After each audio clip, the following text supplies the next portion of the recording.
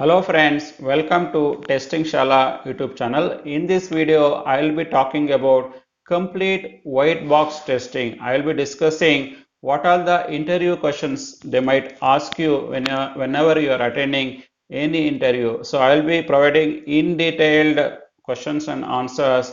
What are the things they might ask in the interview? I will be providing complete details in this video. Before I provide complete details on what are the various questions they might ask you in white box testing area, if you guys are not subscribed to Testing Shala YouTube channel till now, then please click on subscribe and click on bell icon so that all our future videos will be related to software testing will be in your inbox as and when we publish our new videos. Let us move on and understand what are the various questions they might ask you when you are attending any interview related to white box testing. So let us understand. The first thing is they might ask you is what is all about white box testing or a glass box testing. The first question they ask you is what is white box testing or a glass box testing.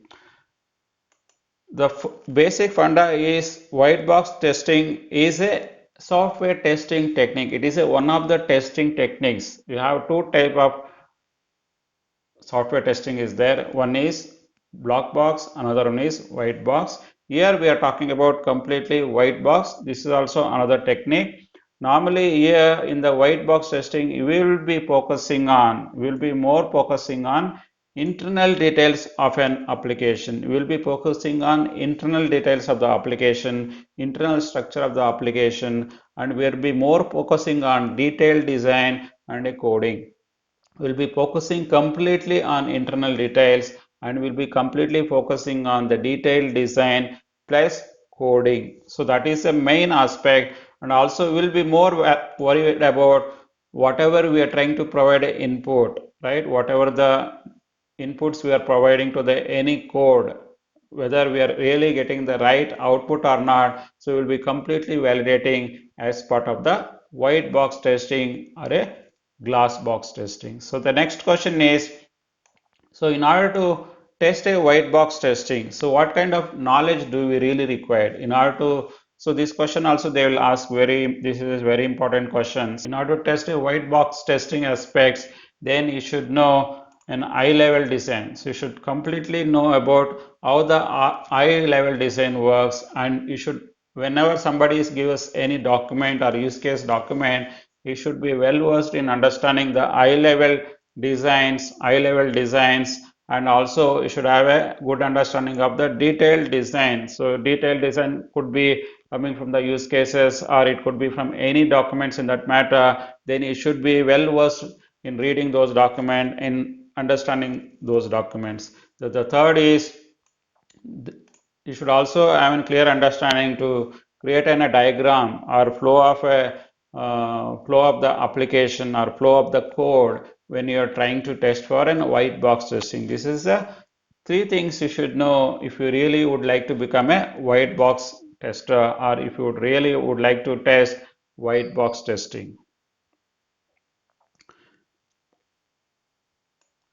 So then the third one they might ask you is, can you provide me the various checklist? What are the things basically you will be testing it in white box testing? So what are the various things you might be testing as part of the white box testing is, the first thing is, so you will be testing the internal code. You will be testing the internal code of the application, and also you will be testing the code flow, the complete code flow of an application you will be testing in this. Then also you will be validating all the inputs, whatever the inputs you will be given to those code, and you will be ensuring that whether the appropriate output is coming or not. You will be validating everything as part of the white box testing.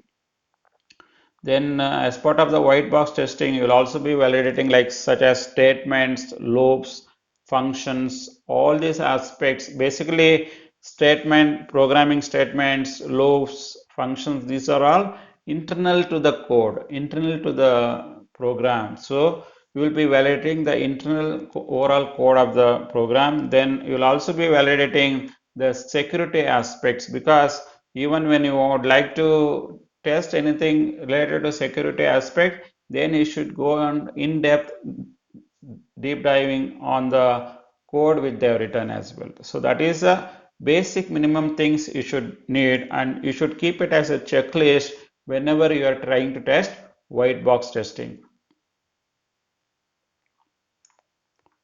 Then the next question they might ask you is why white box testing is also called as a glass box testing. Why white box testing is also called as a black box testing. The main reason is glass box testing is nothing but whenever you have a glass box, if you can see, right, you can see everything is inside very easily. That is a glass box. And whatever the testing which we do in white box testing is also, we can see everything which is there inside the code, and what are the things you are going to provide an input, what is the output you are going to get it, and how the data is flowing from one place to another place. Everything you can see very easily when you are trying to run the white box testing, or when you are trying to debug using these various tools, when you are trying to perform a white box testing. Hence, because we are able to look on everything, what is happening inside the code and what is coming out of the code, and everything is more of a transparent. Everything we can easily see. Hence, the white box testing is also called as a glass box testing. So the next question is when do you need the black box testing? So this is also very important question they might ask you in any interview. So basically when we will be doing white box testing is when the systems which you are testing, where the systems which are testing are the software which are testing, where which are very critical in nature, and they are looking every aspects of the code. So then white box testing is very much needed. If it is very crucial, it impacts lot many things. If you're not being tested at the white box testing, then definitely you should go and test it in white box area as well. Then the next question is normally who performs the white box testing? Who performs the white box testing? Whether the developer does this job or the tester does this job is basically, especially when there is a unit testing. The white box testing is also sometimes called as a unit testing as well, where developer is also doing a unit testing in their work, as and when he develops the code or as and when he develops the component, he will be writing his own test cases, that is called as a unit testing, and those test cases also called as a unit test cases. Normally the developer normally prepares a unit testing, and the API testing, where API testers who are involved in testing these different APIs, what is how it behaves the different APIs. In that cases, basically the API testers would be doing that job. Next question which they normally ask in any interview is, can you tell me what are the various white box testing techniques which are available? What are the various white box testing techniques are available? Basically, there are various techniques are available. One is statement coverage, then branch coverage, path coverage, then functional coverage, memory leak detection, and data flow testing. So these are all the various different techniques. These are the various techniques normally used as part of the white box testing. Let us understand what is all about the coverage first of all before we move on to discuss on different aspects of white box testing. Let us trying to understand what is all about code coverage. The code coverage is nothing but when we are trying to execute, whenever you are trying to execute, how many lines of the code which is executed by total number of lines which are available in the program. Basically, it will try to tell you where is the gap, which part of the code which is never ventured, or which part of the code which we never executed or which never used. We have written the code but which we never use. So basically it tries to find out the, we also call it as a dead code, that kind of code which never used whenever we are executing any flow or any part of the code, some portion of the code which never execute. So we are going to find out using this formula, which is code coverage. That will find out if I have 1,000 lines of code. If I have 1,000 lines of code totally, only 900 lines of code which is being executed, remaining 100 lines which are never executed, then you can say 90% is your code coverage. You are trying to give whatever kinds of test data to ensure that whether the flow is reaching to the remaining 100 lines also. Even after doing that, even 100 lines of code is not being executed, that means that 100 line of code is completely a dead code. So if you can see, right, this is a overall flow chart is looking like. We have an A, there is a conditional if statement is there. If it is true, if it goes to B, if it is not true, if it goes to C. Similarly, there are various other conditions, ifs and buts are there in this flow chart. So we'll be taking this as an example flowchart to discuss about remaining stuff like statement coverage. Statement coverage is nothing but every line of the code which is there in the your application. The every line of code we call it as a statement. Every statement, and we call it as a programming statement. Program print ln is a programming statement. If is one statement. For is one statement. If is equal to something, that is also one statement. Every line in the code we call it as a statement. So we will be validating is every statement is covered or not using this formula. That is, statement coverage is equal to number of statements executed divided by total number of statements available in that program divided by 100. It will give the percentage. What is the percentage which really covers?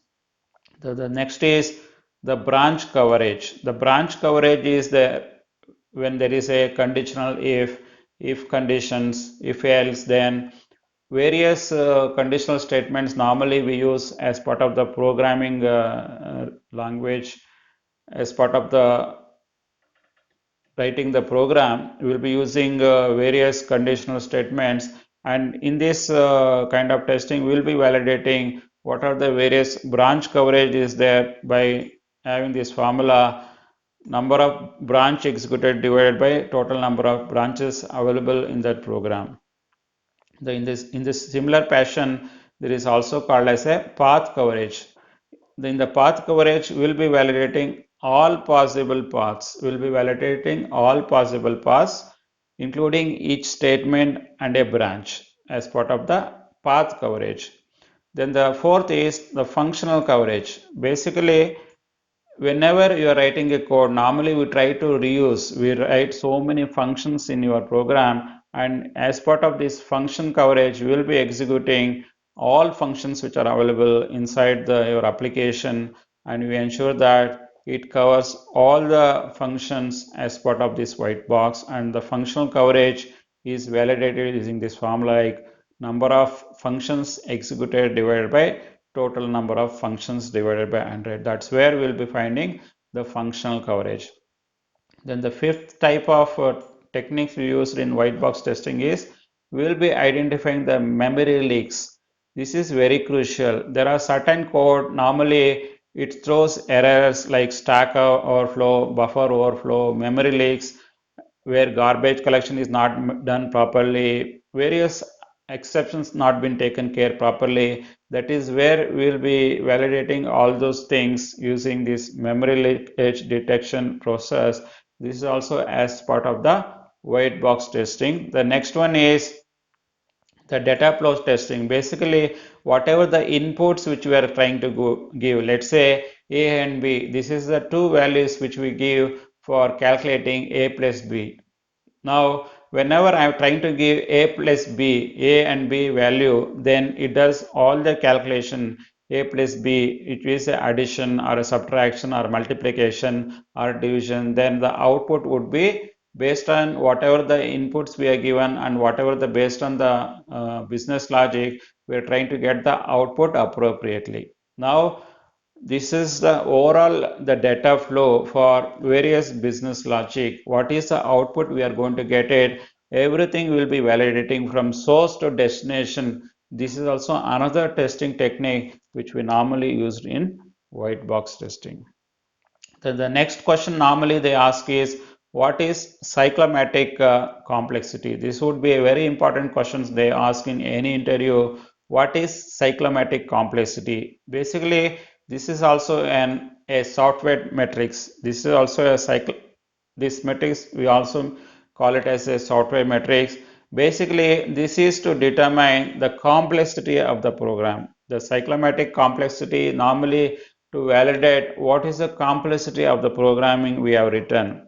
Basically, it does various decision factors, branches, if then else, everything it will be validated as part of the source code process. If the more the number of ifs and buts, everything, then cyclomatic complexity will be becomes very high.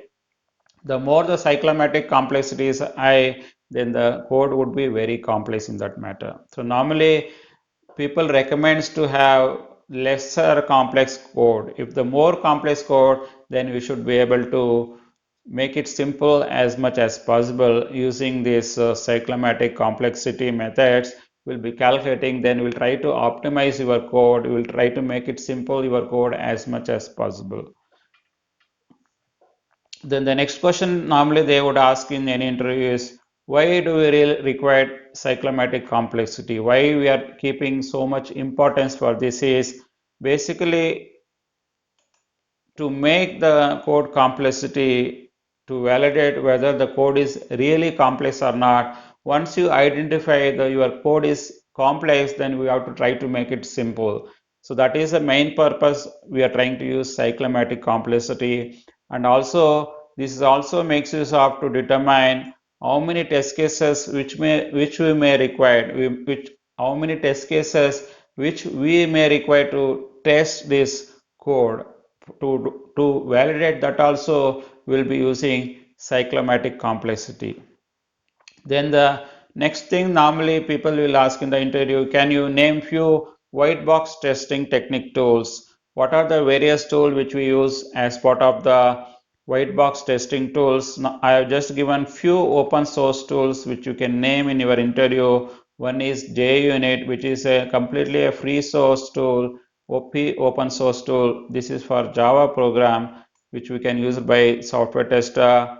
And also we have HTML unit, which is a Java based headless browsers where you can call HTTP calls, all these things programmatically. There is also a PyUnit, which is again a unit testing tool which we can use in the Python programming languages. And we have a Selenium also can be used as part of the white box testing to validate various web-based application across different platforms and different browsers. And this also supports Java, Python, C Sharp, JavaScripts, and so on. Then the next question normally they would be asking, can you tell me a few advantages of white box testing? Can you name few advantages of white box testing? Normally, the main advantages of white box testing is to find all kind of issues at the code level. So you'll be validating and ensuring that all the aspects, all the issues which are at the code level has been taken care, both at the coding and implementation stage. This will be taken care. Then it also validates is there any dead code is there or any code which we never encounter during any of the test data or any of the test execution, then you should remove that code which never been used. That is the main advantages of white box testing.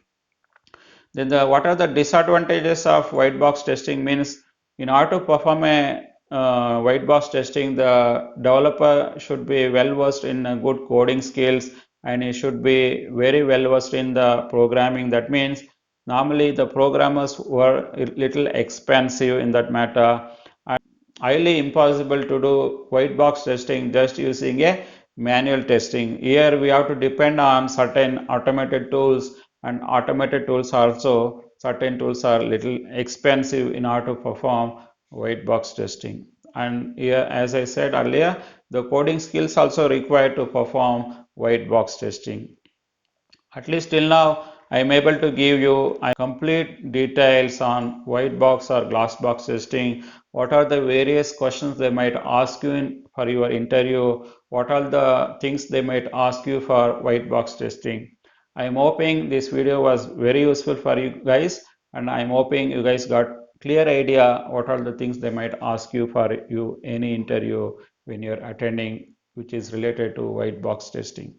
If you guys really like this video, then please give a thumbs up to this video. If you guys are not subscribed to Testing Shala YouTube channel till now, then please click on subscribe and bell icon so that all our future videos will be in your inbox as in when we publish our new videos. Thanks for watching this video. Bye for now. Take care.